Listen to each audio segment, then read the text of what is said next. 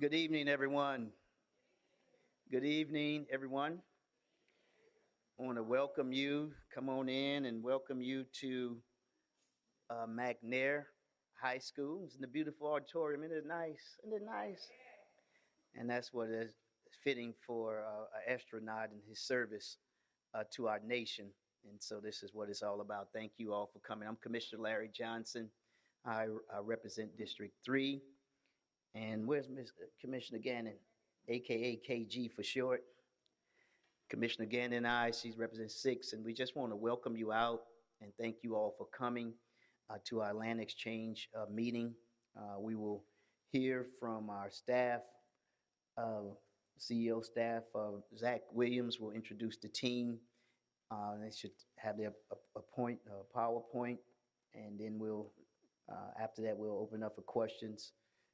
2-minute questions, 1-minute response from the responders, and get the information. I'm glad you had it. Did everybody see the charrette outside, the posters and all of that? So I want to make sure you got to see some of the posters and all those things. So I'm going to turn it over to Commissioner Kathy Gannon, and this is our joint meeting together. But thank you all for coming tonight. You could have been anywhere, but this is glad that you all came out to hear this presentation. Thank you.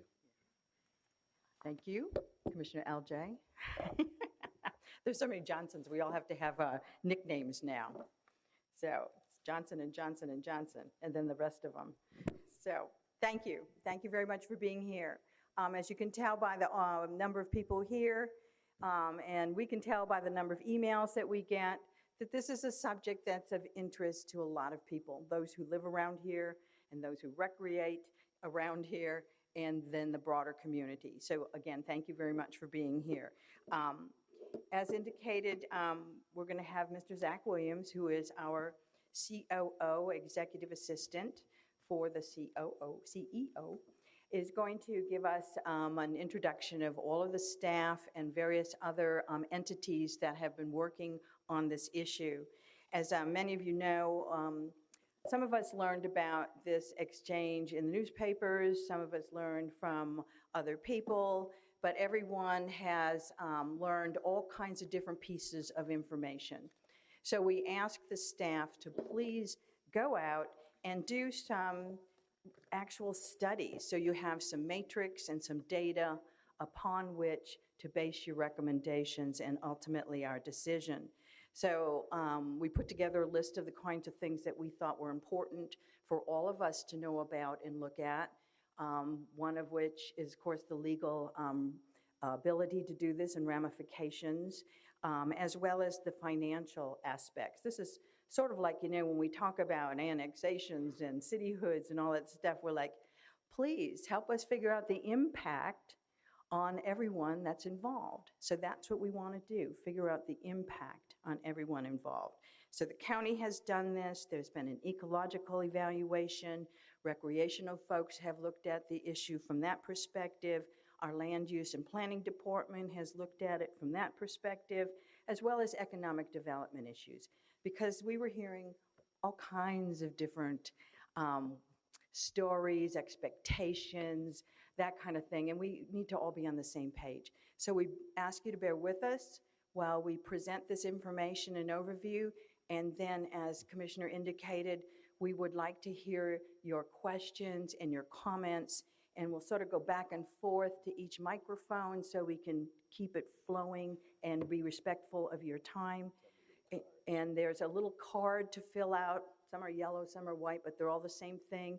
Please have a card filled out if you plan to speak and bring it up. And our clerk, where is Madam Clerk? Okay, she's going to come down here and she's going to go back and forth and collect those cards as you speak. So, oh, are there any more cards? We'll bring some down here so you can get them. Bring some cards down. Thank you. And so I want to say thank you to Davis Fox, my staff. Is LaShawn still? Yes, LaShawn Atwaters was greeting us at the table. I'm sure she's floating around somewhere. Thank you guys so much for helping us pull this together, certainly to Mr. Williams and to all of you again for coming. So we're going to have about 2 minutes to ask your question, give your comment so that we can have a little bit of time to answer by the experts not us. And then we will try to get you the answer if we don't have it tonight. And yeah, then keep your cards. And if we should be going and going and going, you can leave your, or if you're not comfortable asking a question in public, you can turn it in on the card and ask your question that way. Okay? Everybody ready?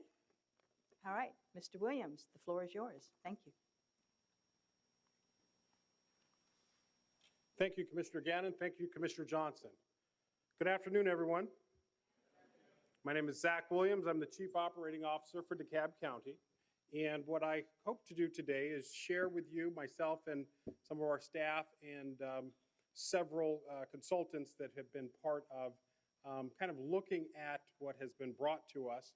We're just going to information share with you tonight. We want to make it crystal clear that we do not have a deal. We are just, we've been evaluating at the staff level. We have had conversations, and we're going to walk you through kind of the process that we're going to follow. And you have, several studies that Commissioner Gannon mentioned that we will talk a bit about. Another thing that should go stated, there is a process map. There was just a single sheet flyer. At the bottom, there is a web address or an email address. So if you have questions or comments that you would like to provide at a later date, please feel free to simply send it to that. The agenda today, here's kind of our run of show. We will have recreational assessment presented by Chuck Ellis, our Director of Parks and Recreation.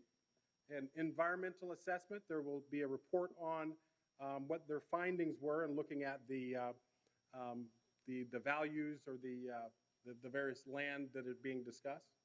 An economic assessment that will be presented. And Mr. DeBar, interim president of Decide DeKalb, Mr. Lamb, the principal of Economic Impact Group, will be presenting that. Community impact assessment will be presented by Andrew Baker, our Director of Planning and Development, as well as Mr. Dorian DeBar will also present part of that as well. And at the end, we will have questions and comments and give you an opportunity to have input, because that's what this is about.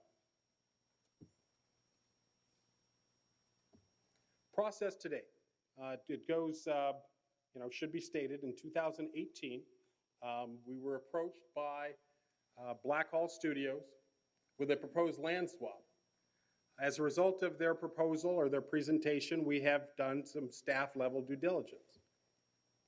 Part of that due diligence involved conversation with the Blank Foundation. The Arthur Blank Foundation has indicated that as a requirement of any potential land swap, there's certain issues that must be addressed, and that's important because they are a signature in the original purchase of the land. And so there are conditions that we will discuss that are part of any authorization to move forward by them. Staff has evaluated land characteristics, value, ecological profile, and other items, and we've submitted a draft report to the CEO. Tonight's conversation and tonight's input will be part of that information gathering that we will also present to the CEO in order for him to determine what his position will be on this overall. He has not stated a position. What will be the next steps? So this is just kind of walking through what the process looks like. There will, after receiving input, probably responding to, and I'm sure there are going to be a number of issues possibly raised this evening that we haven't thought of, and we'll research those and so forth. And then there would be a final report submitted to the CEO. And that support will have staff's best efforts, best thoughts on it, whether it's to proposing to move forward, whether it's proposing to do more due diligence or whatever, but it would be our best effort. The CEO, once he receives a final report from staff, he will have the opportunity to request more evaluation from staff, or he will say, let's recommend moving forward to the Board of Commissioners. The process would be the CEO would make a recommendation to the board to get authorization to go negotiate something that is going to be presented for a final approval. After which there'd be a negotiated time period and negotiation would commence. If we were able to reach a negotiation that the CEO feels is in the best interest of the county, then a proposal would be submitted to the CEO to present to the board for final approval, which is really of the governing authority as a whole.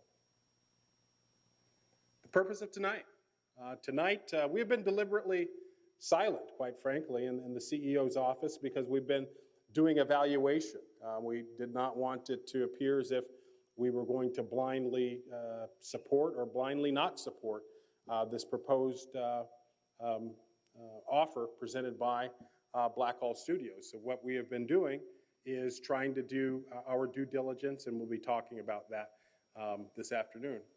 And the intent of tonight is just to get, information presented and hear your feedback. What are your thoughts? What are some things that maybe should be considered or evaluated? So that's how we see it. The first presentation will be by Chuck Ellis. He's our Director of Parks and Recreation, and he is going to walk us through a recreational assessment. Then he will talk about the tree evaluation, and he will then turn it over to Wood, who will talk about the ecological. That's forward. Thank you, and I too want to thank you for coming out. It shows that you don't only care about your parks, but you also care greatly about your community, and I appreciate that very much. First thing I think we need to do in evaluation is just make sure we're all on the same page of what we're talking about. And what we're talking about here is the green shaded area is Intrenchment Creek on the left. On the other side of the opposite side of Bouldercrest is the Gresham Park side. So this area here is the current Intrenchment Creek land. You have track 1, track 2, track 3, 4, and 5. Now, track 1 and 2 is currently owned by the county. Track 3, 4, and 5 is what's owned by the Blackhall Studios. And of course, there's the pathway that, if people that are familiar with that area, is the pathway that goes over to Gresham Park. One of the things we want to be clear on is the track 1 is a total of 48.104 acres. And if you add the 3, 4, and 5, which is the proposed land trade, would be 55.65. So there's about a net gain of 7.5 for the county if this were to take place. Same way with the value. The track 1 current value is 2.645 approximately, and the tracks 3, 4, and 5 is $3,160,000. Next thing, we wanted to back up a little bit, give it a little more of a higher view of the connectivity and accessibility of this park. And as you can see, the trails start all the way over here, Georgia State University Board of Regents. They run through Sugar Creek, Gresham Park, all the way over to the Intrenchment Creek. And the lands, the track 3 that I just spoke about there is right there. There's a possible trail could go in there to give more connectivity. As you can see, it also gives an opportunity to possibly get us over to Constitution Lake in the future. Currently, within a 1/2 mile radius of the current trailhead, there's 94 residents that can walk there within 1/2 mile. If we were to maybe look at the trail expansion or do another trailhead, that number would go significantly higher to 1594. That's within people that live within a 1/2 mile of that spot. We also wanted to do an environmental assessment, and trees are very important to us. So we actually had a tree study commissioned, and it was funded by, founded in 1880, employee-owned since 1979 by Davy Trees. They are a national company that provides commitment to scientifically based horticulture environmental services. So we didn't only have the tree study done for the tract 1 that we potentially could be no longer in our arsenal of parkland. However, we went ahead and did a complete tree study of the entire, all the tracts that were in play here. And some of the very interesting things we need to, I guess, talk a little bit about some terminology here. Specimen trees are, means any tree that has been determined to meet the criteria within the section 14.39 of the county ordinance. So how they sort of look at that, they take that into 3 categories. They have a large hardwood, which is like your oaks and your hickories, that meet a 30-inch diameter at breast height. DBH is a new term I learned. DBH is where they determine to measure the height of the diameter of the tree. It's the breast height, which is normally 4.5 feet. Excuse me. So the second category is your large softwoods, which is like your pines and your other evergreens, and that's also 30 diameter DBH. And then your third category is your smaller trees, like your dogwoods and redbuds, and they're fairly uncommon to find these kind of trees. But if you can tell by the dots here, this actually the new survey. At one time, the land area was going to be marked over here. It's now 48 acres, and it runs about right through here. We have a better map in the front that will show you this. But there's going to be approximately 6 to 9 specimen trees within Tract 1 will be impacted. Another thing that's concerning to us is there's a major canopy of trees in this area. So that could potentially be lost with any construction of new buildings. Also, the possible reforestation of specimen trees could possibly mitigate that. In this area here that you can see that's been cleared. So there might be some resolution to that if that were to take place. There were a significant number of specimen trees in Tract 4 and 5, as you can see by the dots. The green dot means that they are in good shape. The yellow dots means they're in fair shape. The red dots means they're in poor shape. And the size of the dot sort of indicates the size of the tree. So it's just sort of a quick glance of what we're looking at here. Just for information, among the biggest trees with a DBH ranging were from 43 to 55 inches. They were pecans, southern red oak, white oak, tulip, and water oak. And I wanted to know what the largest tree was just for information. And the largest tree we found had a DBH, again, that's diameter at breast height, 4.5 feet, of 64 inches. It is a water oak. So we also want to do an ecological study. So we have had Wood Group to come up, and if we would go over the findings of the ecological study. Okay. We only have one slide anyway. Well, good evening, everyone. Paul and I, we are from Wood PLC Group. We are not wood manufacturing company for sure. We just happen to have name Wood, and it's last name of the Scottish person because currently our company is owned by Scottish. We are known in this area for many, many years. It's a Dr. Sowers, Georgia Tech professor who formed law engineering and environmental services back in 1940s. Since then, we changed the name several times. Last year, that's where we got the name Wood. Before that, we were law engineering, as I said. We were MacTech, then AMEC, and AMEC Foster Wheeler. We have 55,000 people, technical resources all over the world, and our business unit, Paul and mine business unit, it's called Environment and Infrastructure Solutions, and we pride ourselves of having corporate here in Georgia. So corporate for Wood Environment Infrastructure Solutions is here in Georgia. As far as DeKalb County, we have presence in 2 offices, one in Tucker. We have about 500 technical personnel, and we also have another office, about 150 people in Beaufort Highway, also within DeKalb County limits. So as Chuck said, we did ecological assessment, mostly composed of 3 canopy assessment. We counted the birds, we checked on water quality, and we checked on endangered species. Paul is our senior scientist, and he will give you a little bit about methodology and findings of that survey. Good evening. I'm Paul Haywood with Wood. I'm the biologist, one of 3 that was part of the assessment of these properties. Just wanted to give you guys a brief synopsis of our findings. With regards to tree canopy and species, there's not a large difference between Tract 1 and Tracts 3, 4, and 5 when you combine them. There's 2 main differences. One is there is a small area of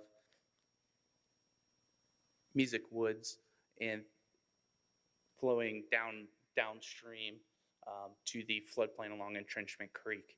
There is not a stream there, but there is a small stream that begins to develop and develops onto Tract 2. For comparative purposes, because there was also a stream on Tract 3, we went ahead and sampled both of those streams for microbenthos. With regard to how they scored almost nearly identical. They're both scored fair, which, given that they're small intermittent streams, is not unexpected. With regards to the vegetation communities, the 2 main differences between Tract 1 and the remaining tracts is that tract 1, the canopies is a little bit older. The area was in agriculture until the 70s or 80s, and so most of the tree canopy you see there is 30 to 40 years old, whereas portions of the canopy on tracts 4 and 5 was an area cleared in 2009. So the forest there, although they are similar communities, there is an age difference. The second main difference is that tracts 3, 4, and 5 have floodplain forest where those areas are absent from tract 1. With regards to the bird surveys, they were relatively similar among the properties. Tract 1 had 21 species. Tract 3 had 17. Tract 4 had 15, and Tract 5 had 16, I believe. So with regards to species diversity and also the number of individuals present, they were similar among the sites. With regard to the overall ecological health of the tracts, Tract 1, because it's older, does provide a little bit better habitat. So it's more of a poor to fair or good ecological community, depending on which section or which canopy structure you're looking at, whereas tracts 3, 4, and 5 are more in the poor to fair category, just because they're a younger canopy, they're younger communities, and in general, the vegetation is more dense because they are younger communities. If you have any more detailed questions, we'll be happy to answer them at the end of the presentation. With that, I'll turn it back over to Chuck.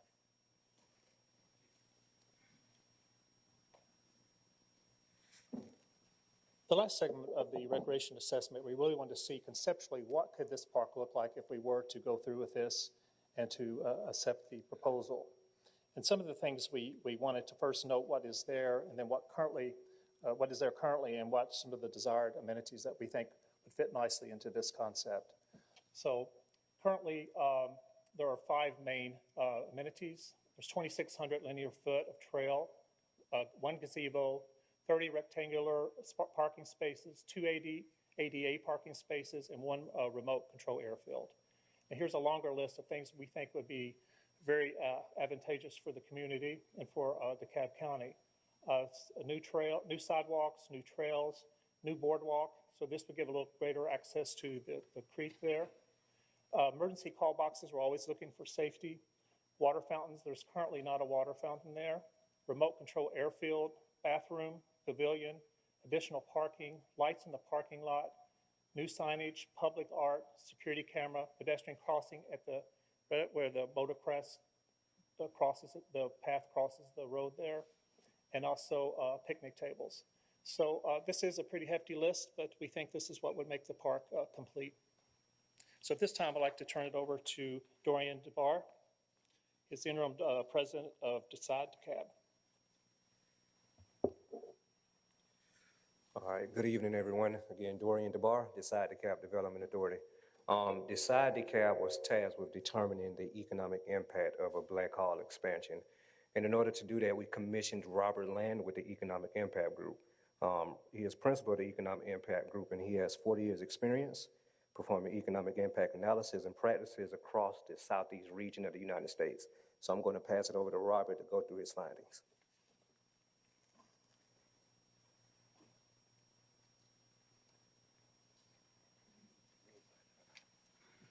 Thank you. I don't know how many people are familiar with economic impact, and I'm not going to try and teach it to you tonight, but just to give you a little bit of background on it, whenever a company moves into an area, that company's going to have several impacts.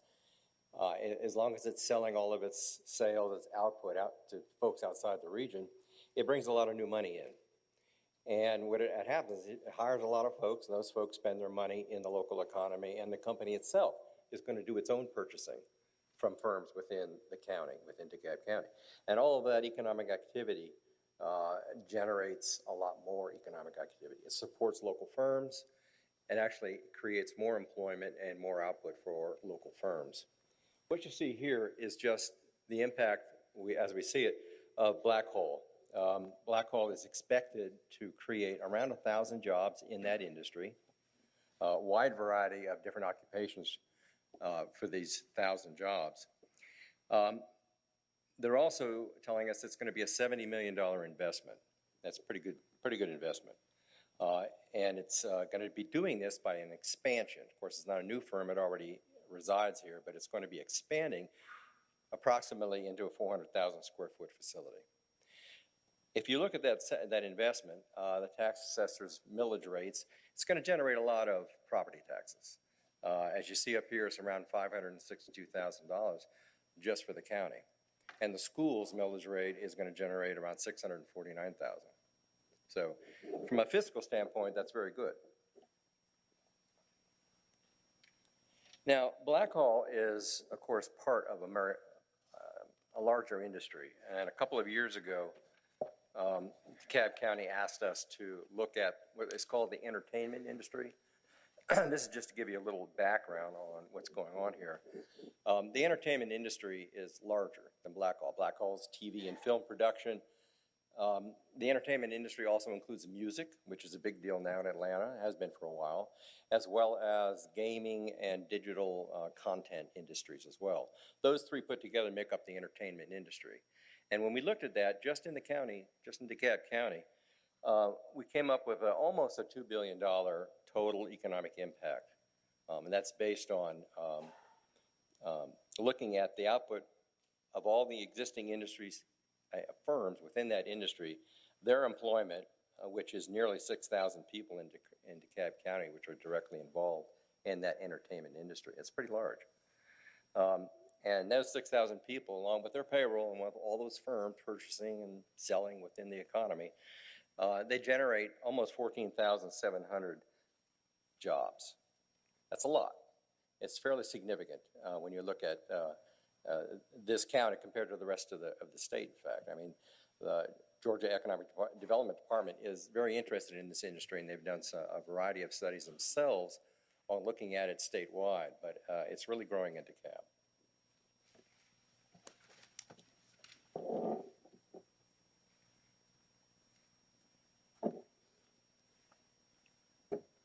Good evening. I'm Andrew Baker. I'm the director for the Planning and Sustainability Department. And one of the challenges or tasks we received was to take a look at this proposed land transfer from a land use and a planning standpoint.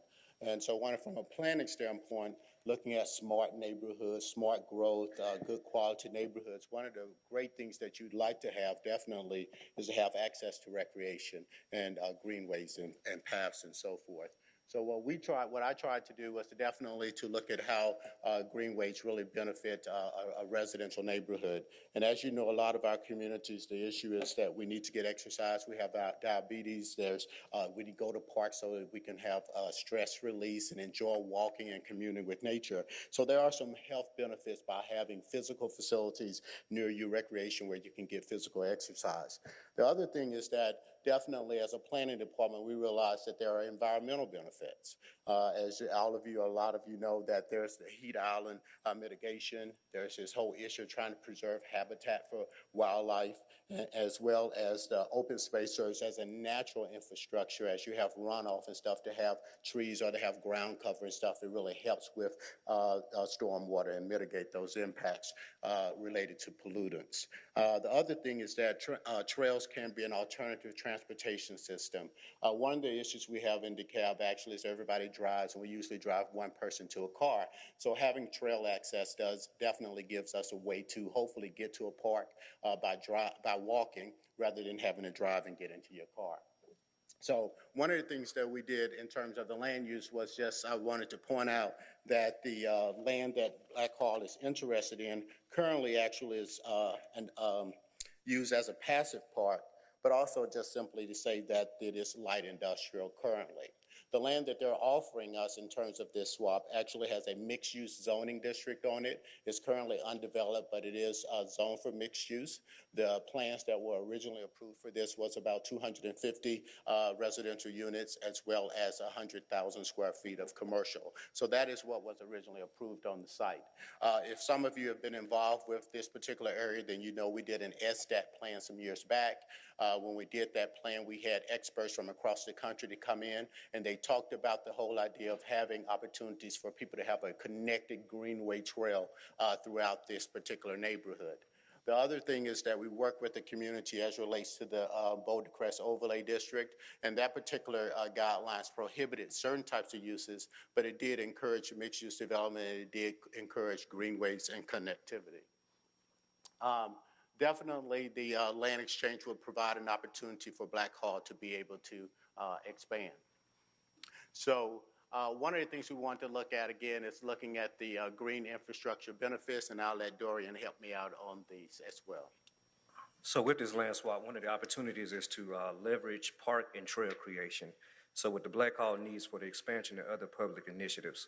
So with holistic long-term planning can work to everyone's advantage, including developers. And so what we did from that was to say, what are the benefits to the community? And so what this does, again, if this goes forward, again, and this is like, we're in a situation of go, no go, so we're not sure. But what we're trying to say here is that there's a potential benefit because this particular area actually has not been improved in some years. And so we may be able to take advantage of a private entity as an opportunity to enhance this particular park. Another opportunity we discovered was that, so it's an opportunity for equity. So within outdoor recreational resources. So designing for equity across age, race, gender, income, ability levels, and at-risk populations. So one strategy for serving diverse populations is to consider the needs of 2-year-olds and 80-year-olds. One of the things about the park as it is today, it may serve a particular target market. One of the things we need to do with our parks is to make sure that there's clear equity for different users. So you have an active park over in Gresham Park, but by having fields, picnic pavilions, and different things, interpretive and educational things, you can really expand the number and different types of people that will utilize this particular facility. Additional opportunities we noticed to ensure pedestrian access to parks and trails. Parks are both walking destinations and venues for fun that can promote physical exercise with access to parks and trails and walking, biking routes. One benchmark goal is to increase the percentage of people within a half-mile walking route to a park. So again, the potential benefit is that right now you have Blackhall Properties, which has a small narrow strip that leads to Gresham Park. This would open that potentially up to provide, again, more connectivity and also, again, provide a pedestrian-friendly type of environment. Another potential opportunity is to create conditions for people to feel safe, and I think that's important for everyone. Public safety is essential to ensure maximum and appropriate use of parks and trails. So again, a potential benefit would be that you'd have more opportunities for different things. You can have a meadow. It adds value to properties as well. You could do screen on the green. You could do a shade screening play. It would be well lit with public safety boxes. And again, it would increase the traffic within that particular park. So again, with DeKalb County as well as DeKalb Entertainment Commission, which is a function of the DeKalb Development Authority, we looked at some job and training opportunities. So I'm just going to highlight a few of those here. So new opportunities for youth to engage with the film industry. Internship opportunities prioritizing DeKalb High School students, and I think that's good. We're talking about right here in Ronald E. McNair High School. A partnership with Ronald E. McNair High School Creative Academy to add film, media, and AV productions to its curriculum. And additional partnerships would add entertainment industry programming for youth and adults at the Gresham Recreation Center. Here with me. And so basically what this graphic, again, illustrates is the same thing that Chuck talked about earlier. But again, it just shows you what the current amenities that you have currently in that particular park, and then the opportunities we may have in terms of improving and enhancing this particular area. So one of the things we wanted to make sure we did, and that was make sure we adhered to the conditions of the land. And that was that we're aware that Arthur Blank did have some restrictions in terms of what we could do with the property. So what we've been doing as a staff and internally as an agency and department is to look at each one of the things that the foundation wanted us to do. Again, making sure that we had a net increase in the acreage, making sure that the value of the land, if we ever did the swap, was appropriate, making sure we had a community meeting, making sure that we did have the recreational amenities and stuff. And so that's what we've been doing, is just evaluating this before we move forward and before we come up with a recommendation. So this evening, we're really here also to hear what some more of what your concerns are. Based on what we've been hearing from emails next door, letters to the commissioners and so forth, again, is we definitely want to preserve and protect the environment. We want to preserve the parkland for public use. We make sure we minimize the impacts to wetlands. We want what is the impact to the natural habitat and so forth. And so we definitely was told that the remote control air device thing strip that we want to make sure that we also added that over. So again, the purpose for tonight is to ask you and continue to get your input regarding the types of things that you really want us to consider in this potential swap. Again, no decision has been made to this point, so we are definitely here to answer any questions and hear your comments.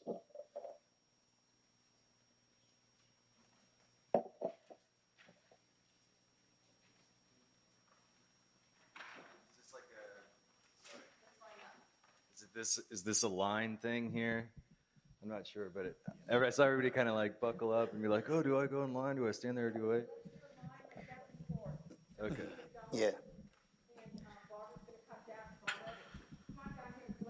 Oh, well, this mic stand's not really cooperating at the moment. Hey, everybody. My name's Nick Whitson. I live in Gresham Park on Rollingwood Lane. I'm a local real estate agent. Actually very familiar with this whole deal. I work in this area. I've talked to Blackhall Studios. I've reached out to the commission on a couple things before. Does anybody in here like horses? Yes? Okay, cool. I won't be wasting my time. If I could get the tracks up on the screen, I'd like to make a presentation on something that I think would actually, okay, cool. You want this track or the other? The other one's fine, thank you. So I've got this thing I use to measure stuff, but so if anybody remembers this piece and all that was a part of that development that Andrew, Mr. Baker mentioned a while ago back in 2008. It was mixed use and it had townhomes and single family residential. It also had plans for, I think it was like a community garden and stables for horses. I think that had to do with the trail and the other tunnel that got put in.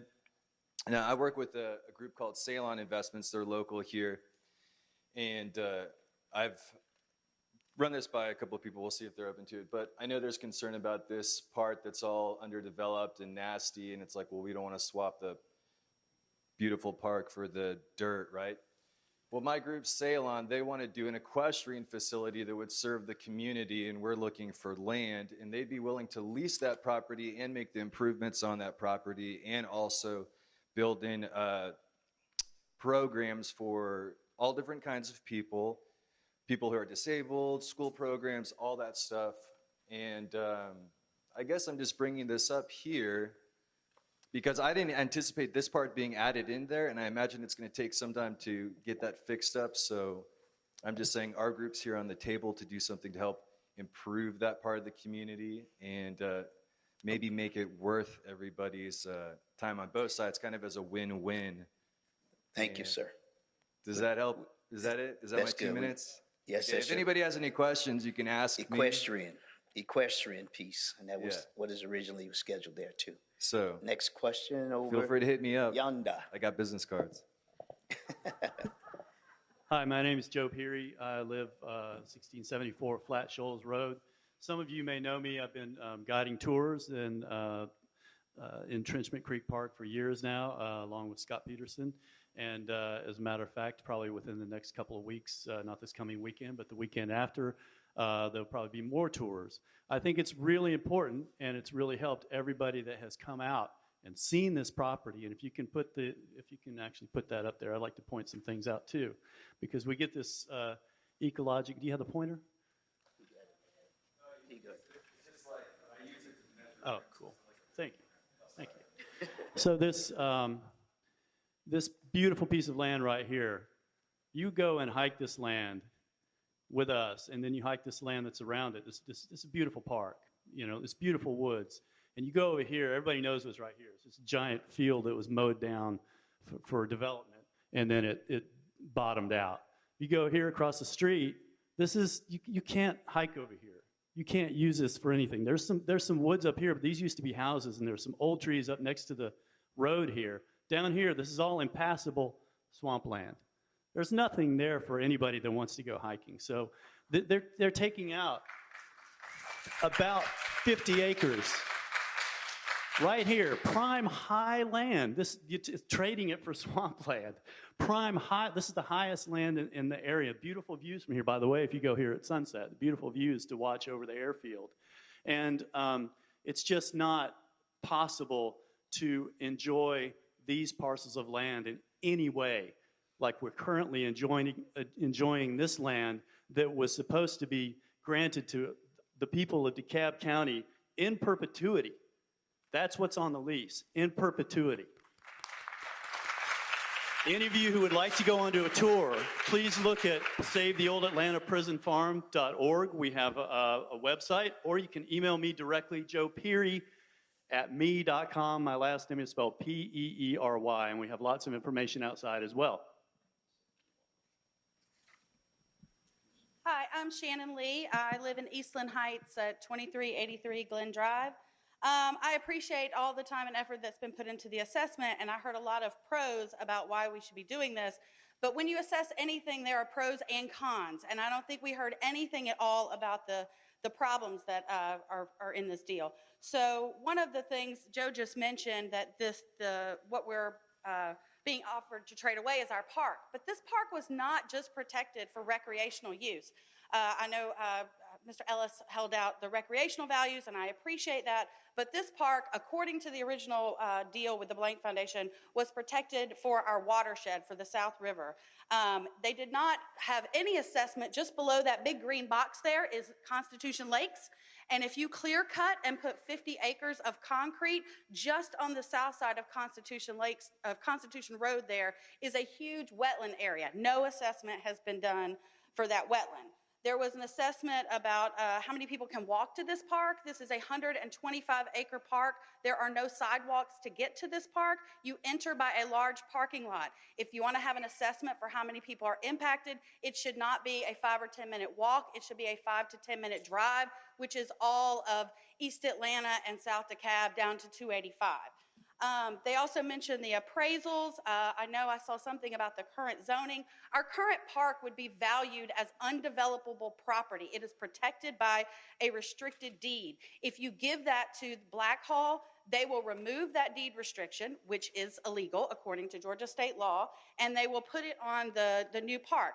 That means Blackhall will suddenly have 55 acres of developable land valued with the ability to build on it. Right now, they have about 35 acres, not counting the floodplain, just what they can build on. That is a 20-acre windfall of developable land for Blackhall. We all know what property is going for around here. It's certainly not cheap.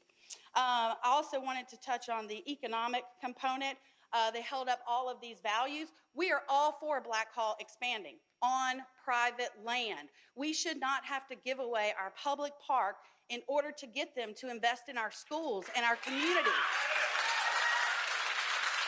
They have had 2 years to clean up some crappy mountain of tires, and they can't even do that. So if they want to build, find some private land, build on the private land they already have. We should not give up our park in order to get that, and none of us should be standing here fighting to protect land that we already protected.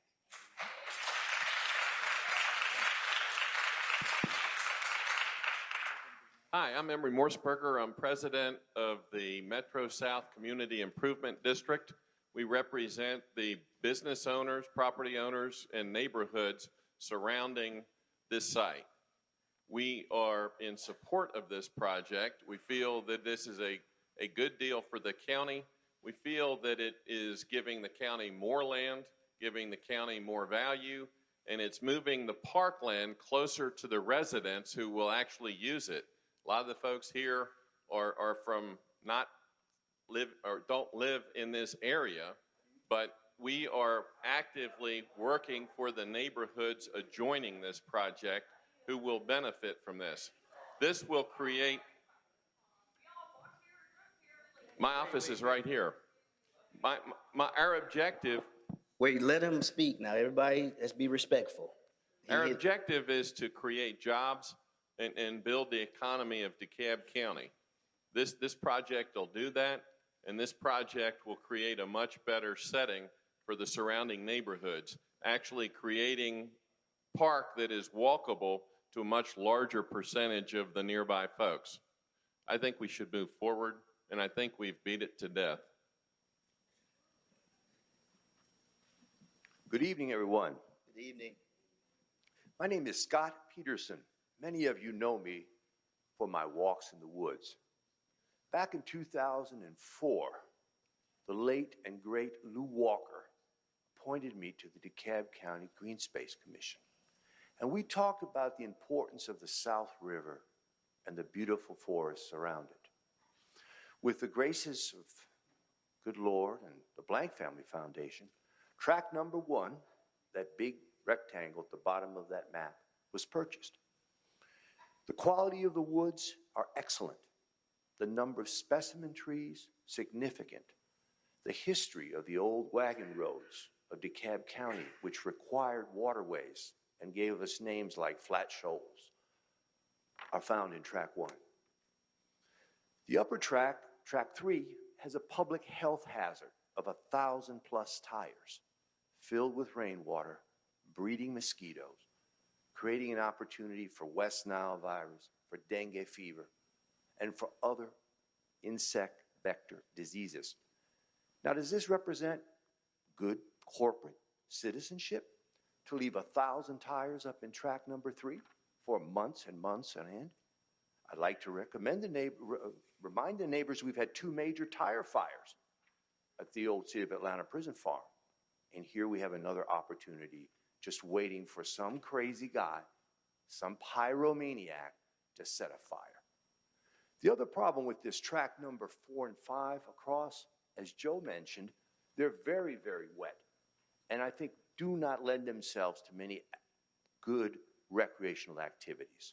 Coming up soon, we'll have more tours. We're going to have a picnic on June the 15th. We'd like to invite everybody to come out to track number 1 and enjoy a potluck picnic. Thank you very much. Get in contact with your commissioners.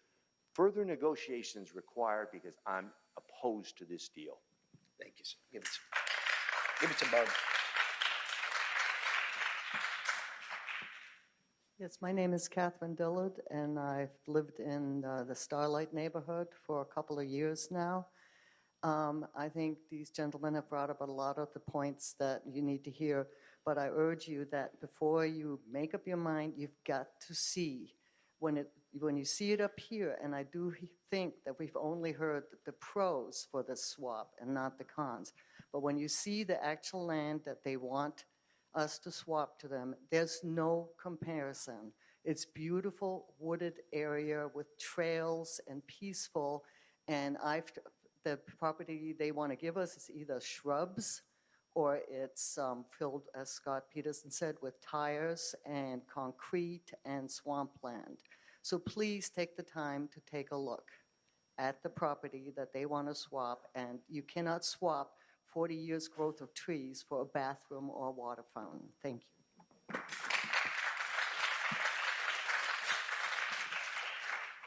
Yes, sir. Good evening. My name is Brad Gibson. I am the Vice President of the Atlanta Radio Control Club.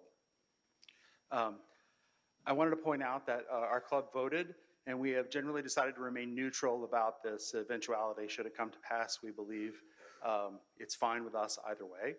We did want to point out that the current plans for Track 3 are indicating a lot of extra trees and park area, and we would need a little more land than that. We will probably need most of Track 3 in the interest of safety. I also want to point out that we are the oldest radio control club in Atlanta. We're the only surviving one inside the perimeter. Everyone else has gone to the suburbs. So we have a legacy. We have a diverse membership. It's a place where people do come together. In a minute, you're going to hear from Equate Watkins about the programs around education and STEM type involvement for children in the area that have to do with technology and learning about the physics of flight. And so the concern we wanted to raise was that in the interest of safety, we're going to need a lot more space than has been indicated in the plans, and we just wanted to make sure that got factored in.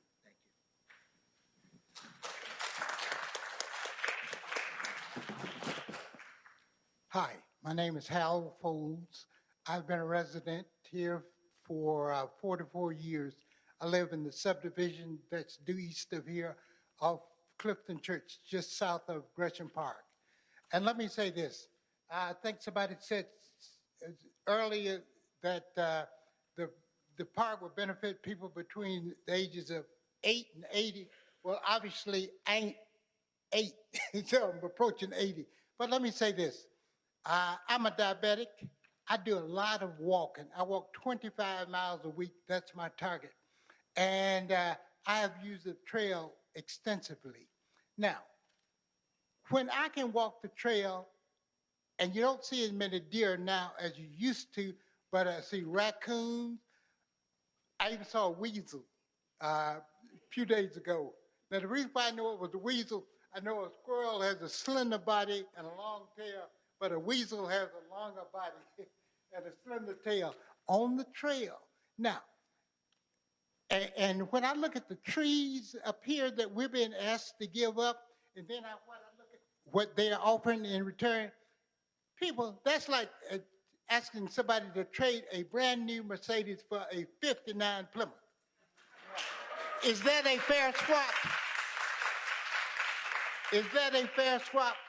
My granddaddy used to say a fair swap is not a swindle. I think we're being swindled. Thank you.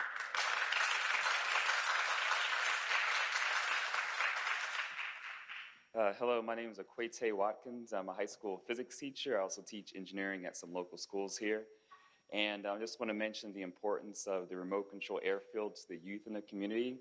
I can say they've hosted programs there for the last 5 years from students from Westminster High School, from Grady High School, and from other programs. So in thinking about this move and think about the importance of the field, safety is important. The RC airfield is important to the youth of the community and giving them a chance to explore their education outside the classroom. Thank you, sir.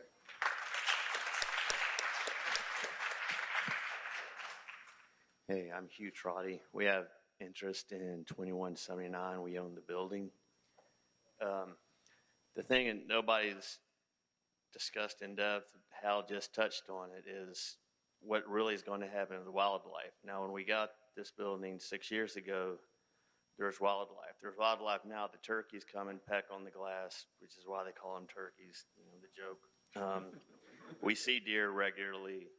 We've seen the raccoons. And the trail goes behind there. I don't think they're going to know to move up to track 3 unless we do a lot better job of educating them than we have about this swap, because not a lot of people know the ins and outs of what's going on here. Nobody's touched on the gas main going underneath there either. That should be a concern.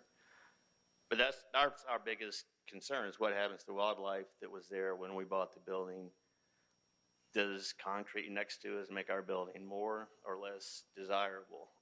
Are we going to be compensated by the county if it's less desirable if there's no more wildlife around? These are just some things we need to know. Thank you, sir. Hi. Jack Rundler, East Atlanta. So unlike some of the other people who've spoken so far, I haven't been paying a lot of attention to this up to this point, and so I didn't have, I'm not well prepared, but what I do have are, critical thinking skills, and I was watching this presentation, and despite the claim that DeKalb County is being neutral, I don't really buy that. There were several fallacies in this presentation. First of all, the assumption that the land swap would create jobs. 1,000 jobs, was it? Something like that? Those jobs are going to come anyway. It's just a question of whether Blackhall builds on this site or on some other site relatively nearby. They're not going to build just because they don't get this site. So that isn't a real consideration. Second, the assumption that the park improvement wouldn't happen without the swap. Let's be honest here, DeKalb County owes the surrounding residents a fully amenitied park regardless of whether the swap happens, and it has done for decades. So I don't buy that we need this land swap to get a park or to get a fully functioning park. Third, similarly, the bit about, McNair High School and getting a film curriculum, that has nothing to do with this. That can happen independently.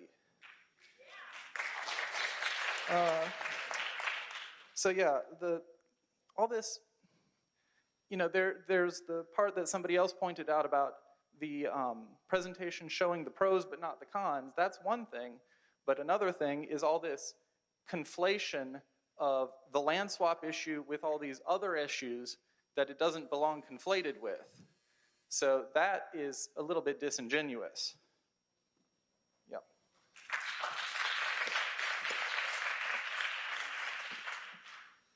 Hi, I'm Dawn Rivera. I'm the president of the East Atlanta Community Association, and none of these folks have ever come and spoken with us about this event. We've never heard anything about this land swap. This is the first public meeting that we heard about happening about this proposed land swap. And unfortunately, last July, a year ago, the county sent a letter to the Blank Foundation saying that this would be a win-win situation for all of us. So to say that they're now taking a neutral position and just looking at it is not accurate, it's not truthful, and it doesn't fully represent what's happened here. The deeds for this property, when the public trust deeded this property to DeKalb County accepted it under conditions. They gave every single person who uses this park the exact same rights as the Arthur Blank Foundation. All of you have the ability to challenge this just as much as the Blank Foundation does. So the idea that they should go to the Blank Foundation and find out what their conditions are ignores the rest of us. And I hope everyone makes your voice heard.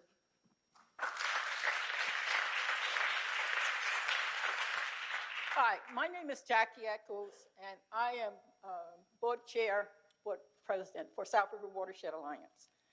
And I got here a little late, so I don't know if some of this was covered, but I agree with all I've heard. But one thing that I have not heard anyone pay a lot of attention to in DeKalb County is the importance of trees as stormwater infrastructure.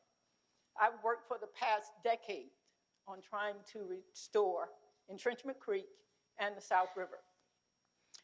The entire stand of trees in Intrenchment Creek is critical stormwater infrastructure. A few do not work, and that needs to be considered. The protection of trees protection of trees is provided through the uptake of water. It's not just trees, we can make do with a few that are in the buffer. It's the entire stand of trees on that property that protects Intrenchment Creek, which is highly threatened. Stormwater runoff is made worse by development because it routinely covers the surface of the earth with hard surfaces. The huge impervious footprint by Blackhall will create massive amounts of stormwater. A 1-inch rainfall creates 1,357,700 gallons of stormwater. All of that is going into Intrenchment Creek. Trees, on the other hand, reduce the erosive impacts of not only water, but the raindrops. The raindrops themselves, the impact is reduced. More than a fifth of the rainfall reaching a tree each year can be held on its leaves. So my point is that some real attention needs to be paid to the impact of stormwater on Intrenchment Creek and South River.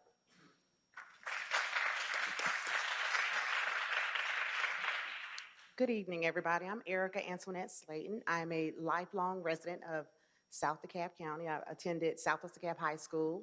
I'm a current member of the Leadership DeKalb class of 2019, and I had the pleasure last Thursday of having our Economic Program Development Day at Blackhall Studio, where I learned about this meeting, and also want to thank Commissioner Johnson for his newsletter that also included that notification. So I just had two questions, and this is in response to the research that was presented in terms of the $1,000 jobs that were said to be coming to DeKalb County, and just wanted to understand what does that happy path look like to ensure that those jobs actually come to residents of South DeKalb.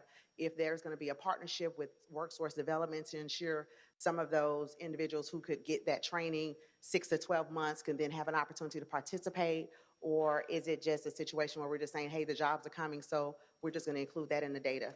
The other question I had was in terms of the employment contracts that will be going through Blackhall Studio. Have we considered any negotiations with contracts with Blackhall to ensure that some of those contracts come to the citizens of DeKalb County as well? So I think that's going to be super important for economic development so that we can tie those monies back to South DeKalb so that we realize the benefit. So thank you all. Have a good evening.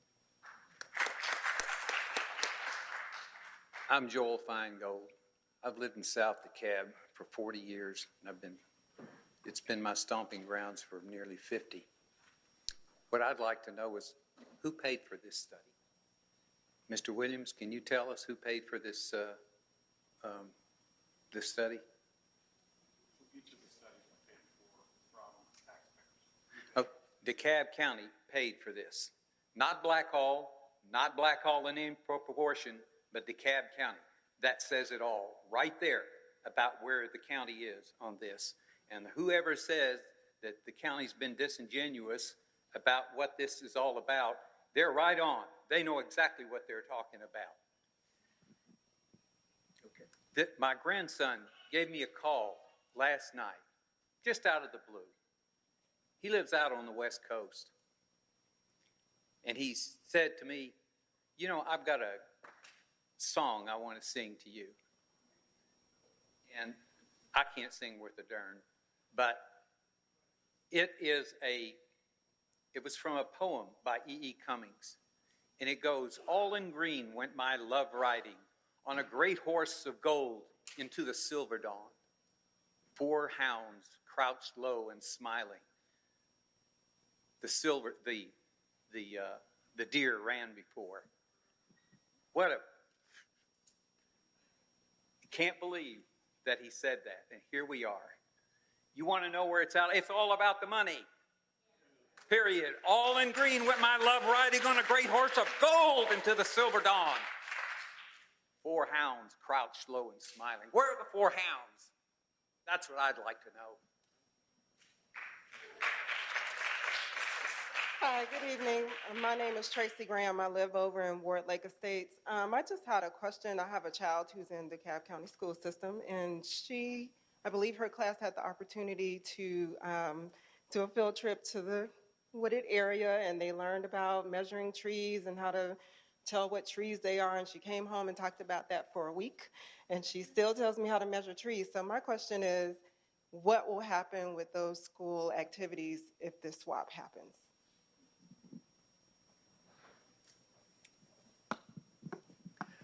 Good afternoon, everyone. My name is Wayne Smith. I'm president of the Conley Area Business Association. First of all, I would like to thank the panel tonight and thank Commissioner Johnson and Commissioner Gannon for having this forum tonight. I can understand the residents and some of the feelings I'm hearing tonight, but I think what we're hearing is not about what Track 1 is today, but what Tracks 3, 4, and 5 can be in the future. You know, we had the opportunity to look into this some time ago, and our board of directors voted unanimously to support the land swap. And a lot of the things I've heard here tonight about the tires and things of this nature, we have a dumping problem in DeKalb County. And there's people dumping tires all across the county. Our Metro South CID has picked up numerous tires in conjunction with DeKalb County. I want to tell you tonight, Blackhall Studios did not place these tires on their property. They were dumped on their property, and they've asked us to help and assist them in getting these tires removed. I would also say tonight that Blackhall Studios is probably in the top 5% of all the businesses in DeKalb County, probably within 10% of every place in the state. But we voted prior to hearing all these studies, and coming here tonight, I just want to thank this panel again, because it just confirms to me everything I've seen here tonight supports the fact that this land swap is the best thing for DeKalb County as well as Blackhall Studios. And if you'll just think about the future instead of the present, I think you will find that what will happen once Blackhall Studios gets that property, if that happens, they will dump thousands of dollars into making this a park that you can be proud of, more so than the park that you have tonight. Thank you very much. I'm Jimmy Hardy, and I live in the area. I'm basically over the Elmwood Park, but I enjoy riding the trails and walking the trail. There are two things or three things that I come to find out. One of the things that Blackhall promised are jobs. They've been in this area for over a year. How many of you have friends or relatives that have employment through Blackhall? One person. One person. The movie industry do not provide many jobs for local residents. Ask the people in Atlanta, in West End, where movie studios are located. The history of what you've done in the past will tell you what they will do in the future. And they have not done that. Secondly, we will be involved with providing educational programs for the local schools. They've been here for over a year. How many of you all know of Blackhall being in any of your schools? Not one school. If they were really interested in providing that type of opportunity for our kids, they would have already done it.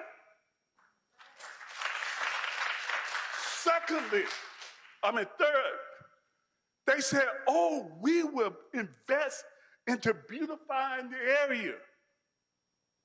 Well, they've been here for over a year, and what have they done to beautify? Did they move the tires? Okay, first step for beautification would have been to get the tires out.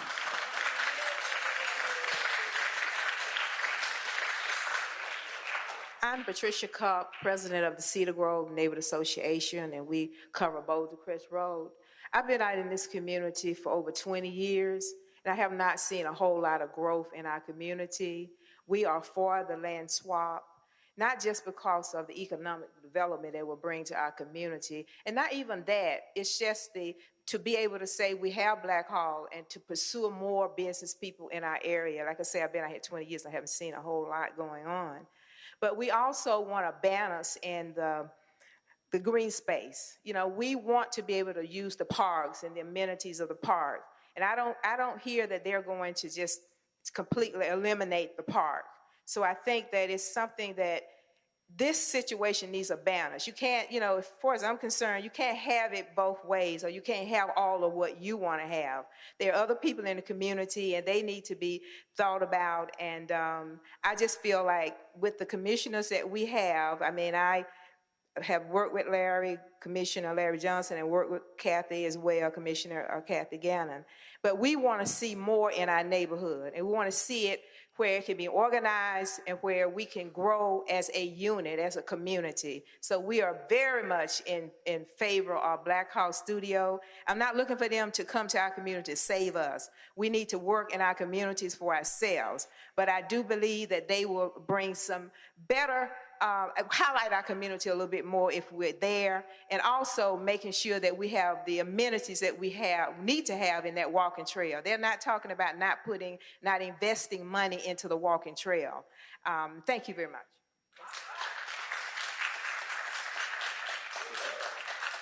Hello, my name is Christina Williams. I live in Gresham Park. I've only been in this community for about 2 years.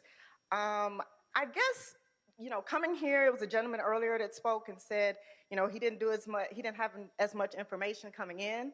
So I was looking forward to coming to this meeting and learning more. And I was very disappointed because if the list that was even provided of the pros, it still doesn't explain what you're giving to us. Like, you're telling a community that you're going to do stuff in schools, like the gentleman said earlier, stuff in schools,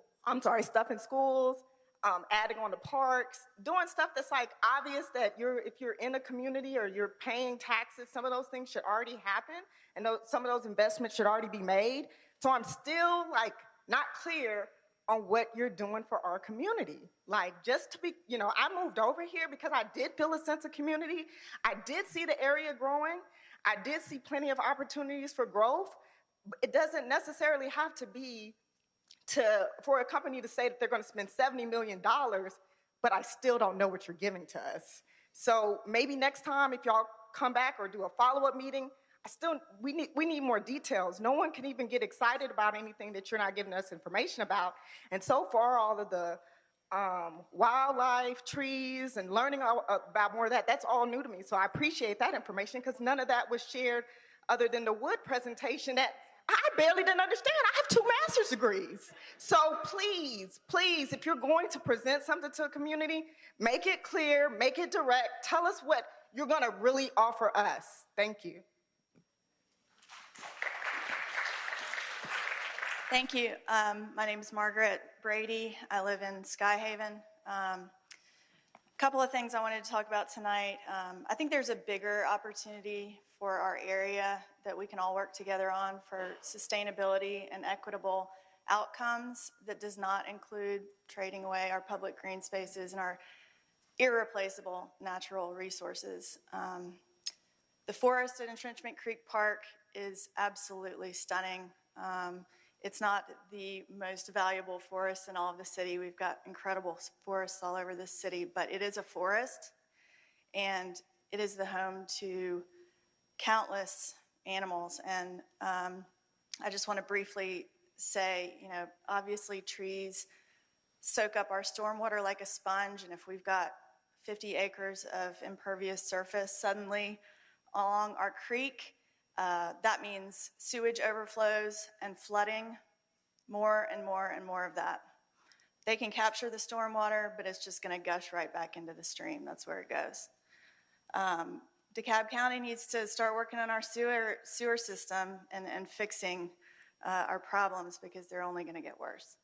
I was inspired recently reading about a group of South African women that fight against poachers to protect wildlife in their communities, because their motto is wildlife belongs to all of us. Intrenchment Creek Park belongs to all of us, not Blackhall Studios. And it's ours to protect, not to give away. I just want to spend 5 seconds, I think I have time, of silence thinking about all the foxes, all the squirrels, all the birds, all the deer that will perish if this forest is cut. Thank you.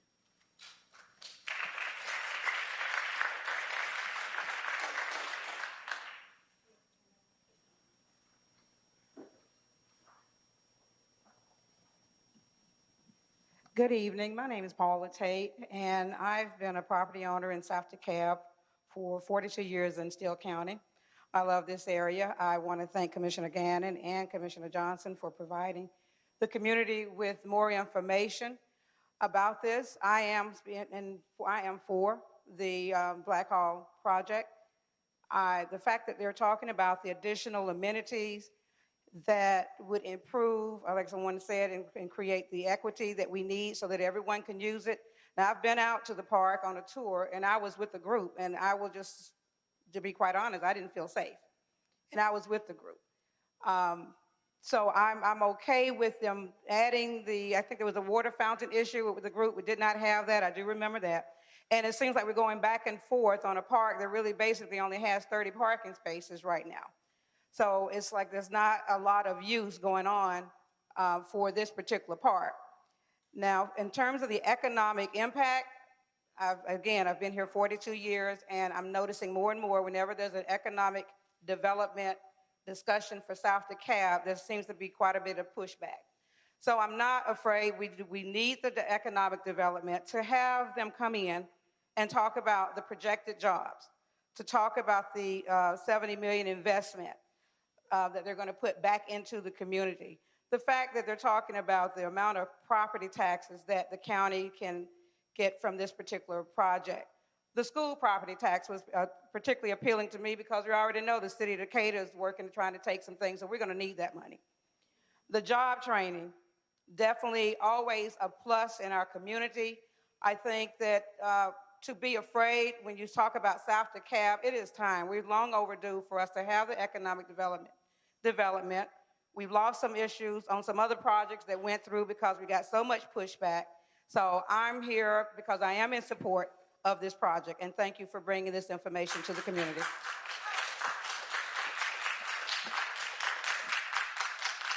Good evening. I'm Beverly Dabney, and I've lived in this community as well as worked in this community for over 40-some years. I'm also a member and represent District 3 on the Metro South CID.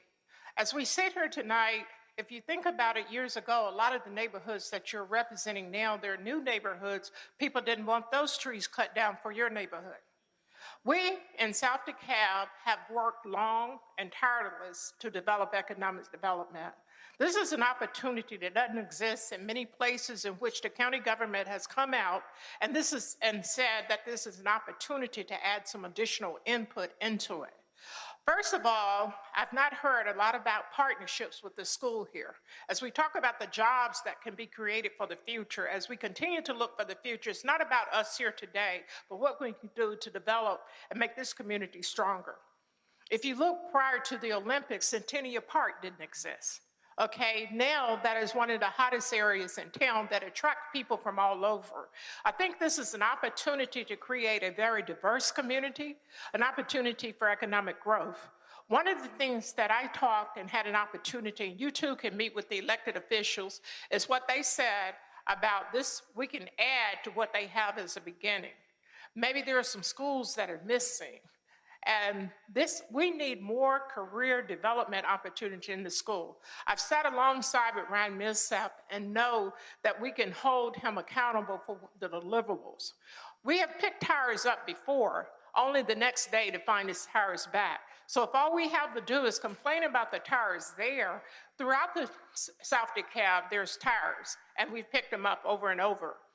The CID assessed themselves with 5 mills, and all of that has gone back into this community and will continue to go back into the community. So over and above what Blackhall Studios is committed, he's also a member of the CID, in which he too charges us 5 mil more. While I too have not felt safe on the trail.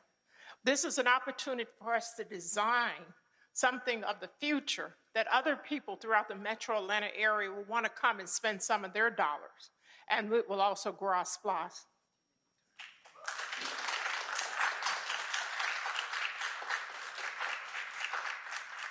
Joe?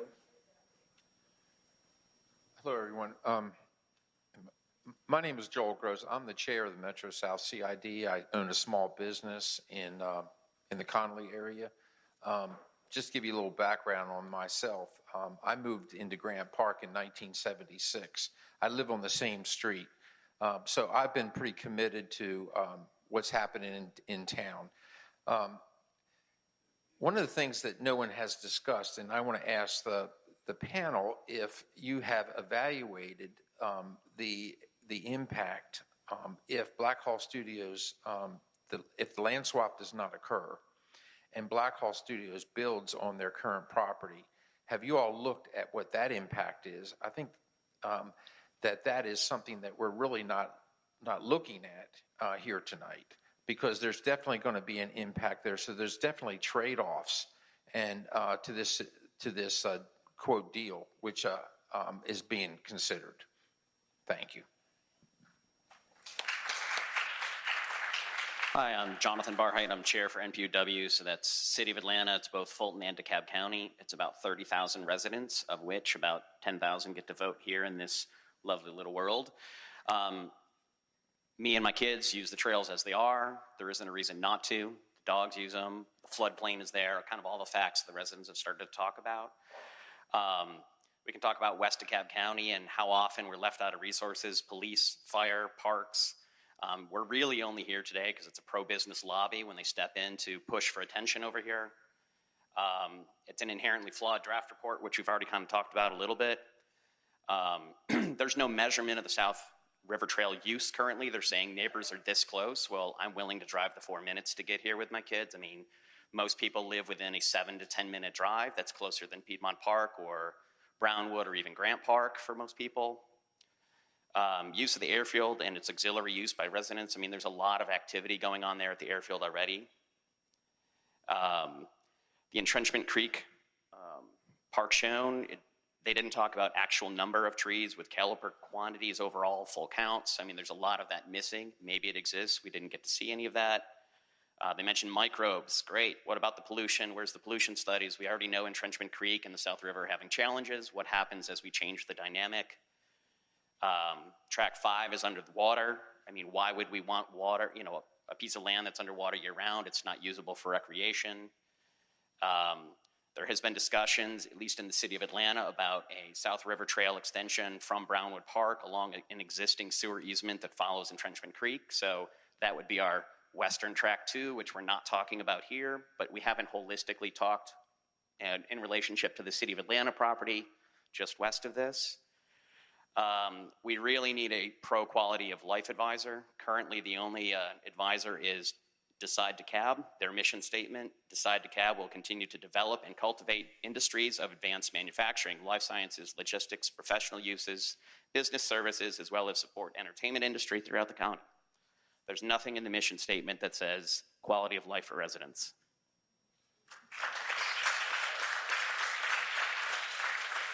Hi, I'm Casey Long. I've lived here since 2004, and I use the park probably 3 times a week, walking my dog, walking with my partner. I've met a lot of different people on the trails. We all seem to really enjoy being underneath the tree canopy. So the real reason I came up here is I wanted to just re-emphasize the importance of the RC field that's been there historically for a really long time. And my understanding is that it will continue to be part of this park, and I hope it continues to be part of this park no matter what happens. And if that happens, yes, if they're going to be continuing to be part of this, it does have to go, as he said, in track 3, which is the only land usable for that Shakespeare in the Parks kind of scenario. The other 2 tracks, the track 4 and track 5, if you have not walked along that, then you can't realize that it is really just wetland. It's meadow, it's beautiful, and I want it to be preserved. It's got its own ecosystem, but it can't be redone into some sort of nice little community space to have concerts and stuff like that. That's going to be something that has to happen over on that track 3. And I'm not really sure why we're not talking about track 2. That to me is the most important part of the whole park. I think that what is intended is that there's going to be cutting down trees on that part so that we can extend the trail to make sure that that path still has a way for people to walk. And to me, that's kind of sad because it's just really nice having that, as they had talked about before, preserving the trees for absorbing the water and the runoff.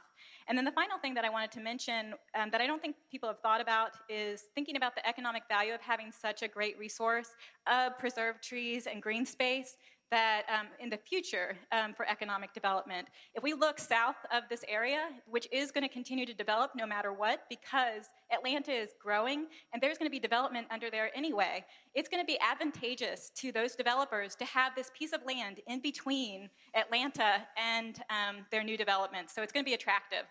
That's all I've got to say.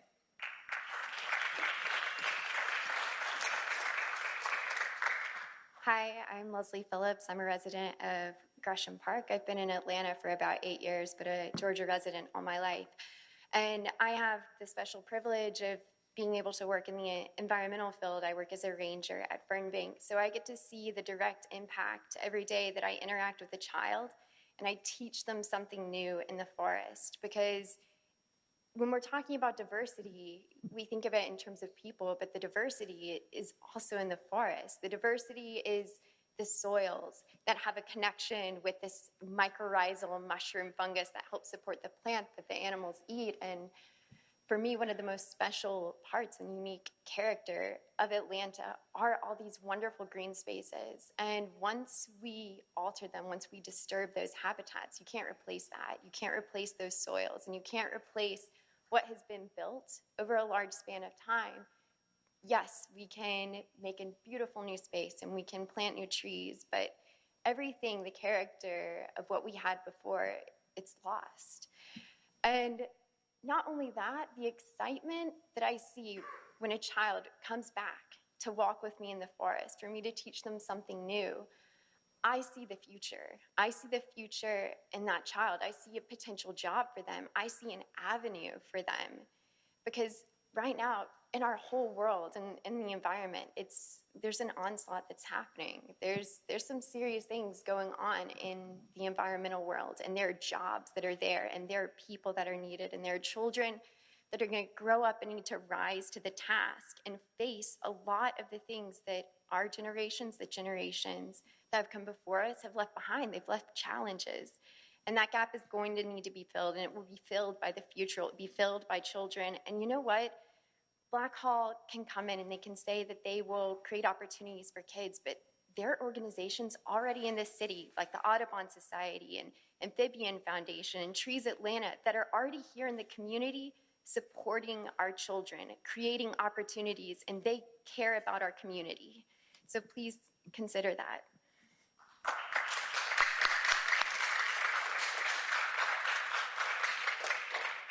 Thank you. I just also want to put in another word of, my name is Damon Young. I've lived in the community about 12 years, and we love this forest. We love all the green spaces, which are rapidly depleting. If you know Atlanta, this is supposed to be the city in the forest. I understand we need economic development, but think about it. Blackhall's not going to just say, fine, you can't have our forest, we're leaving. They're here.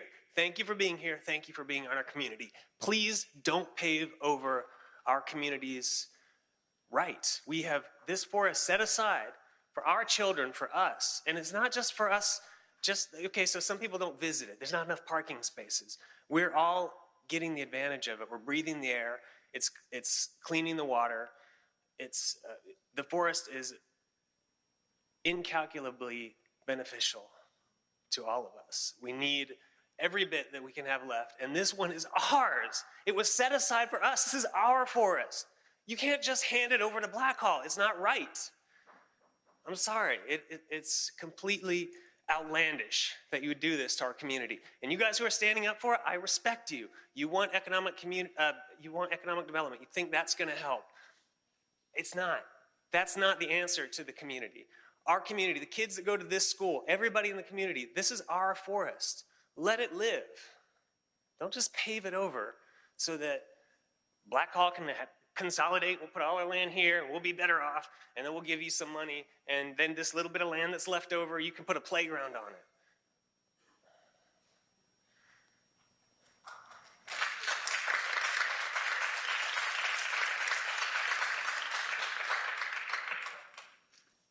Thank you very much for coming here, speaking out, and those that don't speak out, consider doing it at the next meeting.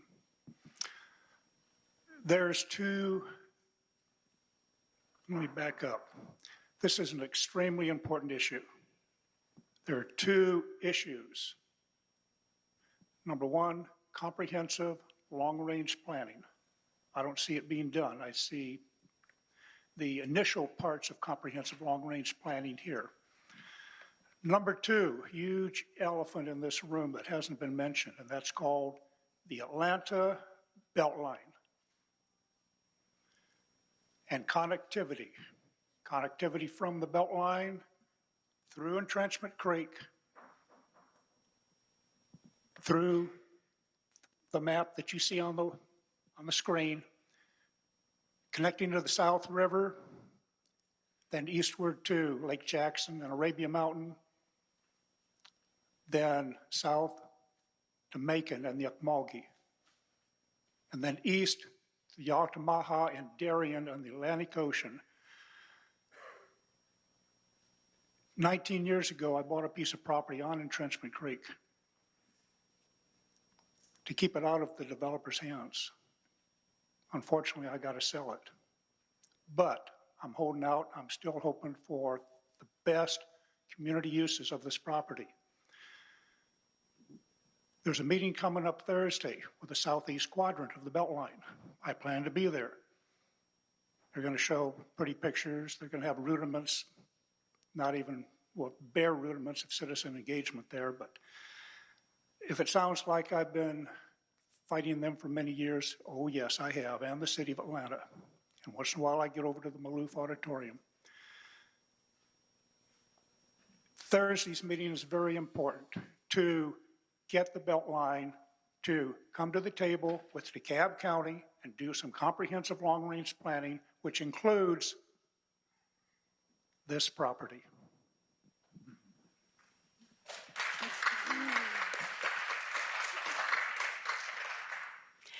Good evening, I'm Sarah Zingarelli. I am a 40-plus year resident and voter in DeKalb County. I want to thank everyone on the panel. I know you put hours and hours of work into your presentation.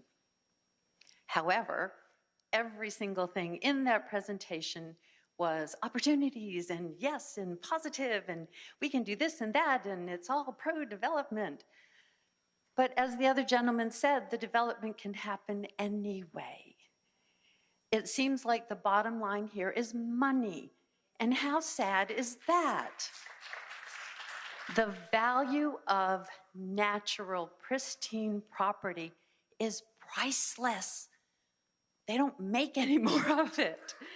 And to cut down trees and do a land swap, it's like, no, no, no, no, no.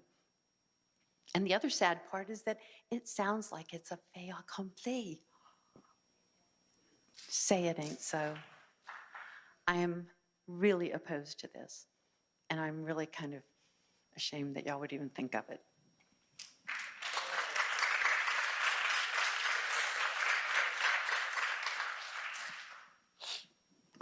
Good afternoon, everyone. Good evening, everyone. Good evening.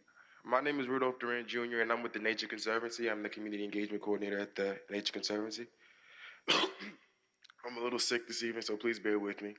But a general theme that I've noticed here today is education. A lot of you just want to know, and I'm not here to sway anyone left or sway anyone right. I'm just here to spread some information. So right now, the Nature Conservancy is currently working on a South River Park concept, which is a vision of a 3,200-acre space of urban green infrastructure combined with urban industrial fixtures. So when you combine the surrounding lands from this DeKalb area along with some City of Atlanta properties along the river, we can actually put together the largest park area, green space area, within the city limit. And I mean, there's been similar things done before, but this is a very unique opportunity for the city in the forest that doesn't actually have a forest in its city. So what I'd like to leave you all with is the fact that you have this power to decide everything, but you shouldn't decide unless you know everything. Like it's been said, there are a variety of outreach programs. TNC actually hosts a job training program in our Thomasville area where we're transforming citizens into citizen scientists, helping with water testing and a variety of different things in terms of bettering the community and working on different beautification, as well as helping youth as well. They have a sustainable seeds program with Habesha as well. So, I mean, there's a variety of different things going on in your city. And just because this is the first thing that you've been shown, you should do a whole lot more digging and research before you make any decisions. That's it. Thank you.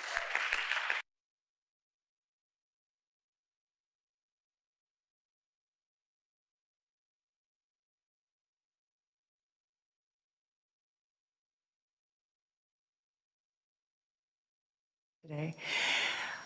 I remember when they clear cut the land that Blackhall owns now. It was supposed to be an agro-hood with organic farms, and I think something, there was a Montessori school there. They had a lot of plans for it, and they cut down the forest, and that was hard, but it was, you know, it was great to know that they planned something wonderful, you know, that was going to be there. But it didn't work out. There was a lot of flooding. The guy who ran the farm told me he couldn't plow. It just flooded so much. And then they tested the water, and there was too much fecal contamination, so they had to move the school. And this is the land that Blackhall wants to give us. And remember, there's 20 less acres that don't flood. The park already has 20 acres that won't flood more than the land they want to give us. It's not really a fair swap.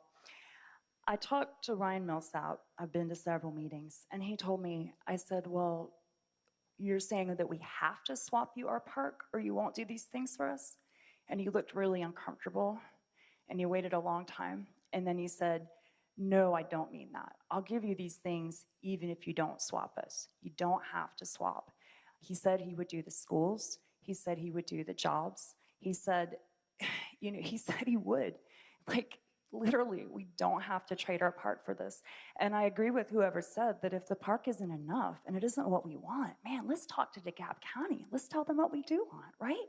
Like, what do we want? That's their job, Like, they can do this for that. We can do this with them, right? Like, we can figure something out. Blackhall is going to be here. They want to be here. I asked Ryan. I said, are you going to build even if we don't swap you the park? Are you going to take your ball and go home? Is that what you're saying? And he said, no, I'll build no matter what. So I'm just telling you, I want you to know that.